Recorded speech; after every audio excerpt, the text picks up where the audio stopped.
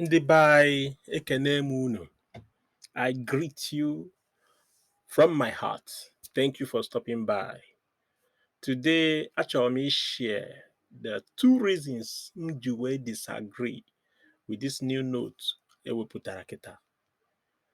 This high currency ka a ga-akpọ ya fake in reality, because isi high currency ka abụghị na euro nke o ji abụ pounds.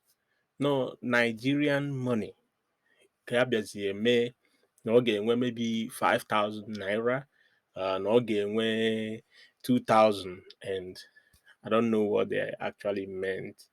So I saw it on the news and I want to share with you.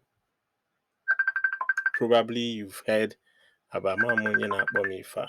So for the news, I see say, okay, na news in English, I approved Naira note redesign. I approved Naira note redesign. So Buhari emegi approve.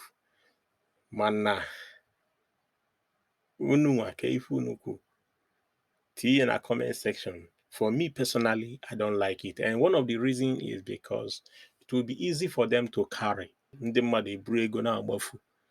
Na-eburu ego anyhow, you know. Ọ dịrọ good. Ọ ga-eme anyị arụ. Ọ ga-adịziri ha easy to stop. Because ka ha na-disvalue the naira, ọ na-emekwa ha arụ. Ka ha bịazie disvalue our money, ọ na-esiere ha ike ibu the money. The airline and so many companies are struggling to convert their money, and all these high-level estates in Nigeria, and akwụghị na euro or in dollar. So if I so even know how they eme all these things, because all those companies, they don't operate in our currency. So okay, I did it easy now, you know. So all no okay, let there be a voice out, even though no game makes sense, but it is not going to be the best for me and you. Second reason is because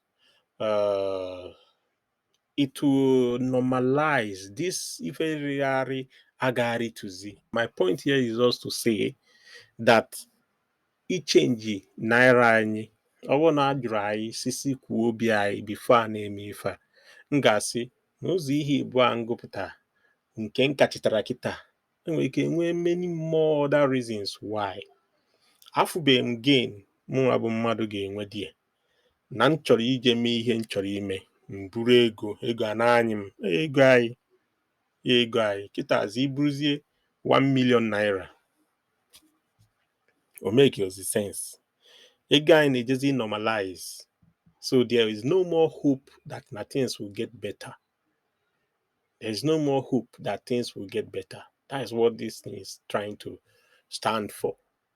And mụnwa bụ mmadụ ekwero m na ya. Ọkwa ọchịchị onye kwuo obi ka anyị nọ.